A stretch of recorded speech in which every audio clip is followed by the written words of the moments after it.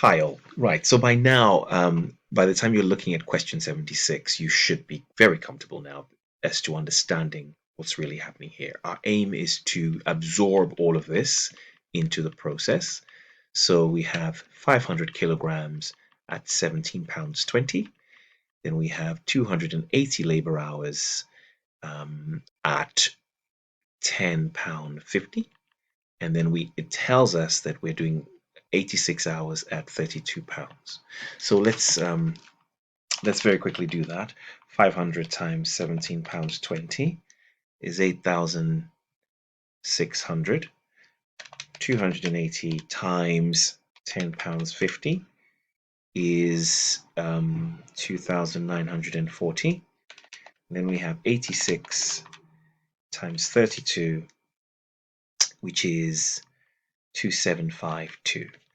So we have a total input, if you like, in terms of costs let's add that all together, of 2,752 plus 2,940 plus 8,600 of 14,292.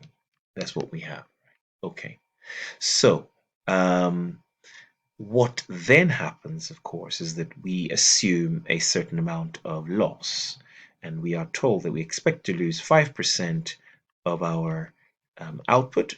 And so 5% of 500, 0.05 times 500 is 25. So we're expecting to lose 25 units. So those 25 units, we believe that we can sell them for £1.68.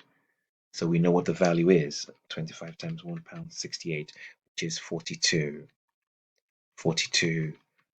pounds, right? So that means that what that means, therefore, is that if I want to value the remaining stock that we have, well, we have a situation where we have 14292, which is the value of 500 units, minus the 25 stock that we don't have, that we've lost.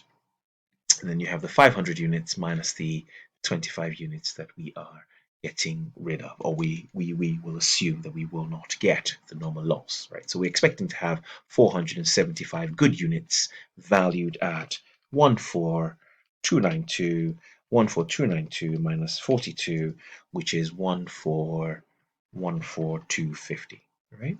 So in effect, the value of each, the standard cost, the standard valuation of each unit is therefore £30. Good. So I can, I believe, clean a bit of this. Oh, sorry. So they've asked for this. So you put that in there. Look, you can do that. £30. You can do that there. So I think now that I've done that, I can sort of just take all these and plug in the actual T account, right? So there's a T account. It's just that my snippet couldn't quite pick up everything. So that would have been 8600, 2940, 2752. So you've got that, right? You have a normal loss, if you like, of 25 units at £1.68. Yes, and you will have that, and your answer is equal to 42. And then you have your actual output. They tell us is actually 490. So you can see we have an interesting scenario here where you put in 500, you assumed you were going to lose 25, but in effect, if you've come out with 490, you've only really lost. You thought you were only going to come out with 475, but you've actually come out with 490. So you have, I suppose, what we would call an abnormal gain.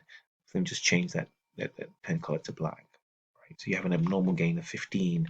I'll put a 15 here actually at the bottom. And this 15, of course, would also be at £30. And that's a nice one to work out, isn't it? That's 450.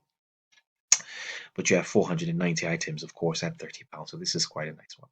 So you just bang everything out. So I mean, if I was making, again, I'll always do this one because who knows, you might get that. This is your scrap account. In my scrap account, I will have my 25 units on this side at £1.68, give me 42. But on this side, I will have my abnormal gain of 15 units at £30 at 450, really arguing that really what happened here was that you only really and truly have a real loss of 10 units. And that's what you're selling. So you're disposing. It's a disposal account, isn't it? So bank, you're going to dispose of 10 units at £1.68 and credit the disposal account of 10 units at £1.68. So you have 16.8, and then you will now have, as a result of that, the gain on the disposal. The gain on the disposal. So this is the abnormal gain. If you're ever asked that, that will be 450. Let's actually look and see. It's just that, I mean, I could write on this as well. What am I saying? Of course I can write on this. So you have here, you can see they've left a gap for you to deal with the sort of abnormal gain sort of inputs in there. Cool, great. So just literally pick everything up what we've just done and plug into this table, and you would have answered question 76. Okay.